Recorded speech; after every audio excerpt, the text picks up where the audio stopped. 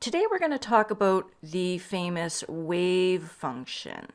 Now, because it is my opinion that light is a wave and not a fundamental particle, I think it's important to understand this equation here. Now, this is written in a very cryptic form. This is written in a symbolic form. And so what we're going to do today is we're going to dissect it using modified unit analysis. So this all starts with Euler's formula, which is e to the I times theta is equal to cos of theta plus I times sine of theta. Now you'll notice I put a little 1 in front of the cos theta because cos theta is the real component and 1 is the identity of the real numbers, and sine is the imaginary component, and I is the identity of the imaginary numbers. So here are a couple of identities that come out of Euler's formula. This is a very famous one, e to the I times pi plus 1 equals 0. And this is referred to as the most beautiful formula for some reason because it's got the imaginary identity I, it's got pi, it's got 1, and it's got 0. But this, in fact, is this formula here, e to the I times pi is equal to minus 1. And the reason e to the I times pi is equal to minus 1 is because the cosine of pi is minus 1, and the sine of pi is 0. And so minus 1 plus 0 is minus 1. I actually prefer this identity here. E to the I times 2 pi is equal to 1. Okay, so this is analogous to, so if e to the I times 0 is equal to 1 and e to the I times 2 pi is equal to 1.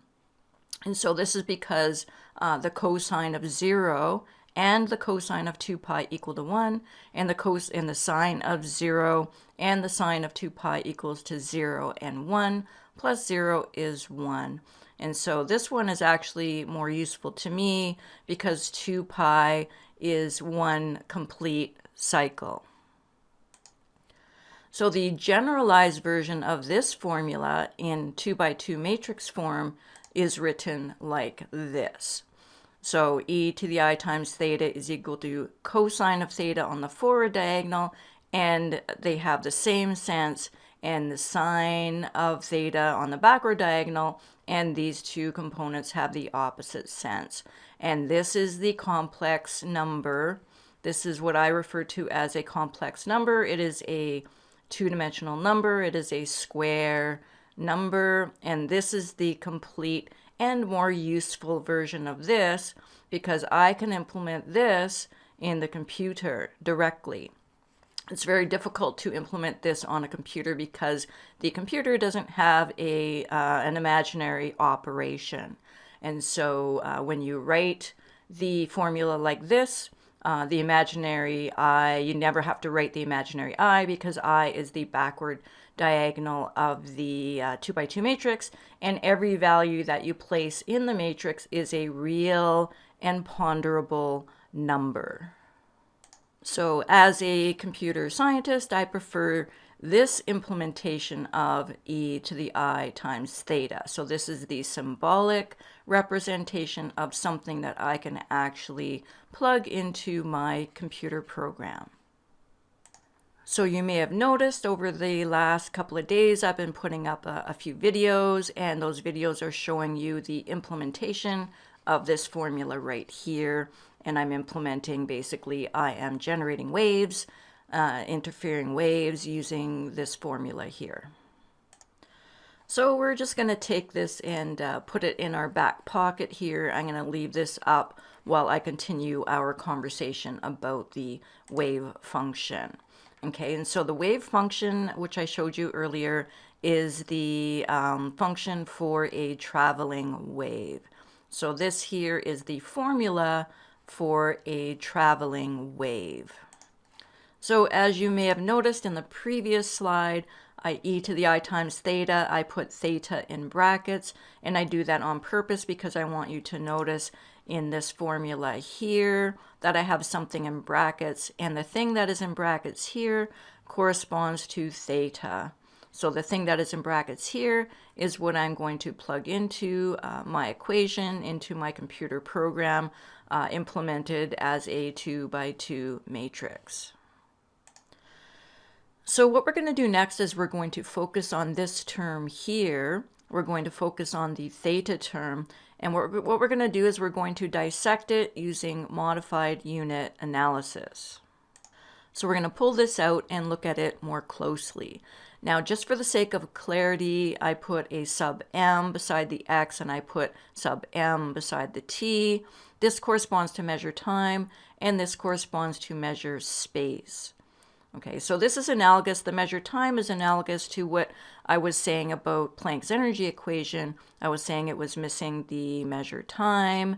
The measure time was being set equal to 1 and made to disappear. And so in Planck's energy equation, I want to put the measure time back into the equation so that we can do an experiment of more than 1 second long. And so according to Juliana Mortensen Brooks, Dr. Brooks, Planck originally had the measure time variable in the equation, and he gave it a t sub m. So I'm giving mine a t sub m. This corresponds to measure time. This is where am I in the experiment in time, and this is where am I in the experiment in space. So we're going to put this up here, and we're going to focus on each of the individual terms from this part of the equation. And so first we're going to look at k. K is referred to as the wave number, and K is actually 2 pi over lambda, and lambda, of course, is the wave length of the wave. So as you may recall from modified unit analysis, the units of the wavelength are meters per cycle, and the units of 2 pi are radians per cycle. And so in this formula here, the units of 2 pi are radians per cycle, and the units of 1 over wavelength, 1 over lambda, is cycles per meter. So you have to invert. So instead of meters per cycle, you have to write cycles per meter because the wavelength is in the denominator of this fraction here. And so you can see here that K, so the delta terms cancel, and K has units of radians per meter. So now we're going to look more closely at the omega term. And of course, omega is 2 pi times frequency. And as you may recall from modified unit analysis, the units of frequency are cycles per second. And of course, the units of 2 pi are radians per cycle. And so we have 2 pi here, which is radians per cycle, and the frequency term, which is cycles per second. The delta terms cancel, and we have the units of omega as radians per second. Now we could alternatively write this term like this. So we could write the 2 pi times frequency as 2 pi over tau, where tau is the wave period, or 1 over frequency. And that would be nice because then k, the wave number, and angular momentum, omega, look very similar. So you've got the 2 pi over wavelength, which is the length of each wave, and 2 pi over tau, which is the time period of each wave. And so we could do that, but I'm not going to do that because I'm used to using frequency. I'm used to seeing the frequency term in the equation. And so I don't want to confuse you, and I don't want to confuse myself because I'm easily confused. And so I'm going to stick with using this form right here. And so this is how the wave number and the frequency number, angular frequency, map out in terms of modified unit analysis. So next what we're going to do is we're going to add the measured space and measure time parameters, and we're going to do modified unit analysis on the complete formula here. So when you take the wave number and multiply it by measure space, by the spatial term here, you get 2 pi over lambda times the measure space. And this, of course, the 2 pi has units radians per cycle. The wave number has units cycles per meter. And the x, of course, has the units of the meter. And so we're going to do the same thing with the right-hand side here. We've got omega times measure time, which is 2 pi times frequency times measure time. 2 pi has units radians per cycle. Frequency has units cycles per second. And of course, measure time has the units of s. And just as a reminder, this is the same s. This is the same s that you find in the corrected Planck's energy equation, because Planck's energy equation historically had set measure time equal to 1. So when you look at these two together, you can see a kind of a symmetry between these two parts of the formula. And so you see that this part here, the wave number times x, has units radians per cycle, cycles per meter times meter, and omega times measure time has units radians per cycle, cycles per second times second. So you will also notice that the cycles can cancel, the meters can cancel, and here the cycles can cancel and the seconds can cancel. And you can see that these two terms are actually have the units of the radian.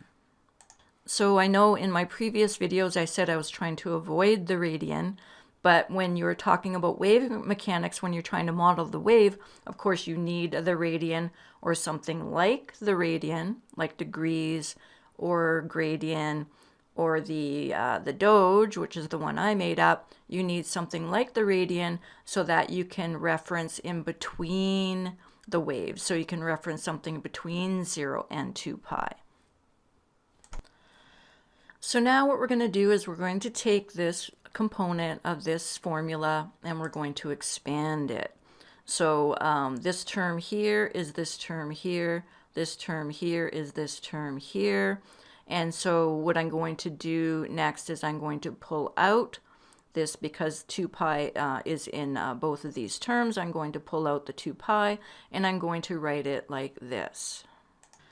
So now we're going to apply modified unit analysis to these terms here. And so x over lambda, measure space over lambda, has units of meter times cycles per meter. So x has units of meter, 1 over lambda has units cycles per meter. The meters cancel and you end up with the units of the delta, or the units of cycle. And so now we're going to do the same with this term. Frequency has units of cycles per second. Measure time has the units of second. The seconds cancel and you end up with the units of cycle. So this here has units of cycle and this here has units of cycle, and so this term here is now in terms of cycle. And of course we're talking about fractions of cycles here. Cycles, you don't have to have whole cycles, you can have fractions of cycle, and so this is the fraction of a cycle, and when you multiply by 2 pi you end up with something in terms of radians. So now we can look at this formula here with a little more clarity. We've got this part here, which is in terms of cycle, and when you multiply cycles by 2 pi, you get your value in terms of radians. And of course, this in this large bracket here is theta. Okay, everything in these brackets here is the angle, is the phase of the wave, is theta. Now, why would I want to do this? Why would I want to split out the 2 pi? Why not just leave it in the formula? Why do I need to pull it out? Well, the reason I want to do this is so that I could actually use degrees or gradients or the Doge, which of course I made up. And so written this way, so I've split out the cycle, so now I have everything in terms of the cycle, and if I multiply by 360, which has units degrees per cycle, I can do my experiments in terms of degree without doing any conversions. And so I could also do it in terms of the gradients. So if I multiply my fraction of a cycle by 400, I'm going to have my value, my theta, in terms of gradients. Or if I want to report my angles in terms of the Doge, I could use this formula right here. So basically what I'm saying here is if and when you write the formula like this, so if you write e to the I times kx minus omega t, you are basically hard coding this formula to have angles in terms of radians. And that is fine. It is fine. But as a computer scientist, I prefer to have options.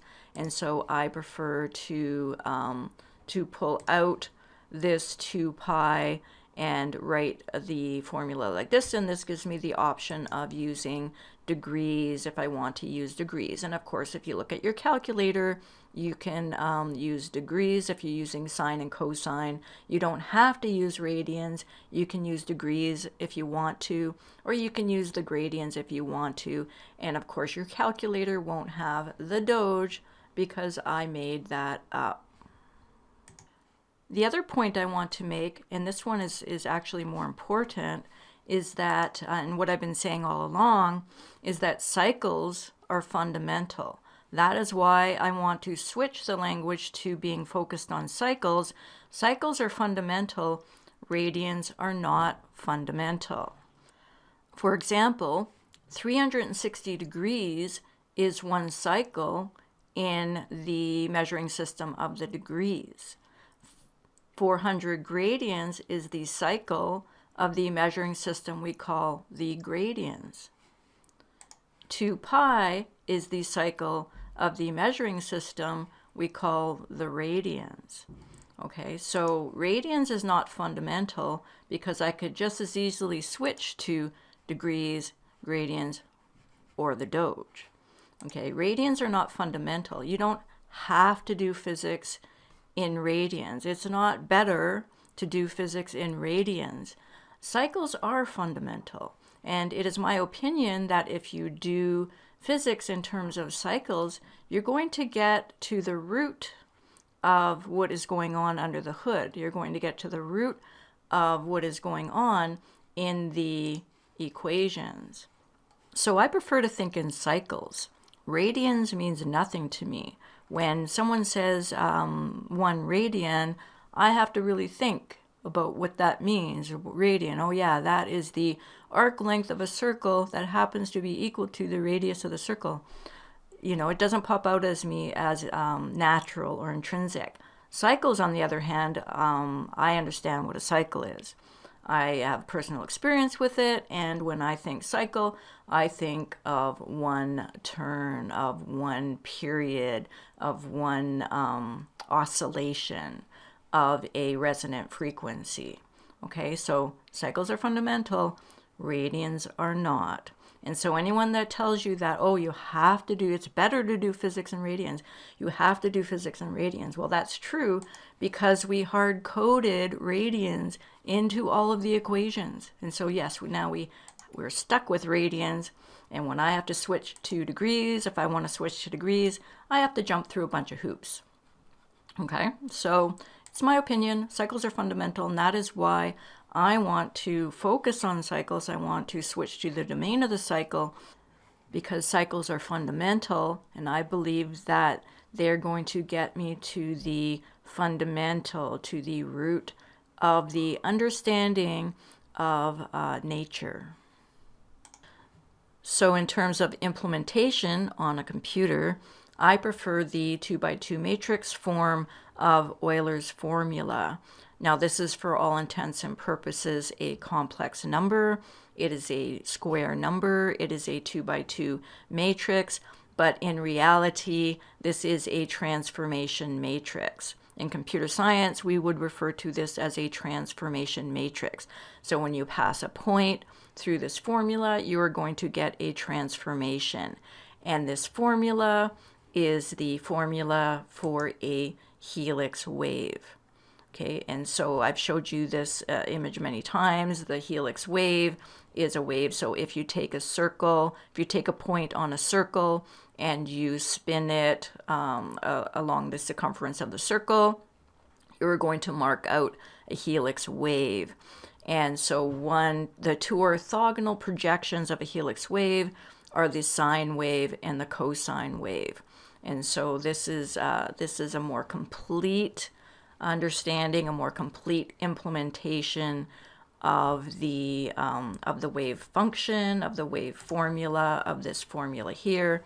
Okay, I can plug in, I can generate, I can simulate a traveling wave using this formula, and it maps out as a helix wave. And in case you haven't seen these videos yet, here's the very first one that I did. The yellow wave is propagating to the left. Let me go back. The yellow wave is propagating to the left. The blue wave is propagating to the right. And I'm creating an interference pattern. It creates an interference pattern, which you see in red. Okay, so the red is the standing wave. So I've got two waves with the same frequency and the same wavelength going in opposite directions, and that creates a standing wave. But as you can see, this is in fact a helix wave. Okay, this is a three-dimensional helix wave, and this is what it looks like looking down the barrel of the gun. You can see the standing wave is going in and out. But when you look at it from the propagating direction, you see the sine and or cosine waves moving in opposite directions, creating a standing wave.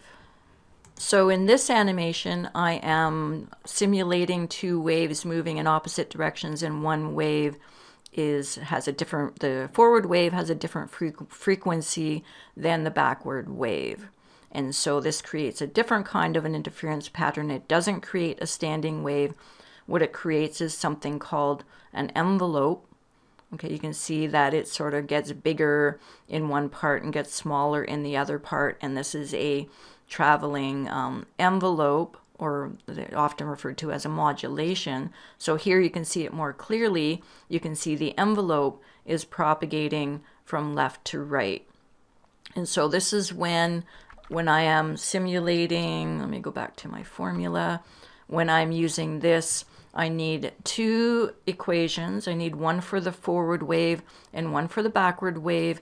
And when the phases don't line up, when the frequency of the forward wave, helix wave, is slightly different than the backward wave, then you get this sort of an envelope. Looks like it's propagating from left to right. You can also make it propagate from right to left. And so this was a lot of fun, actually. I had a lot of fun generating these videos once I had my code working properly, which was actually very easy. It was very simple using this formula here. This is easy to implement on the computer. The symbolic language can be confusing, but once you implement it on a computer, once you realize that complex numbers are 2x2 matrices, and 2x2 matrices are actually very easy to implement on a computer, then implementing this animation, implementing this, making videos like this becomes quite simple. And so let's just watch this. Let's watch this to the end, and then I will finish this video.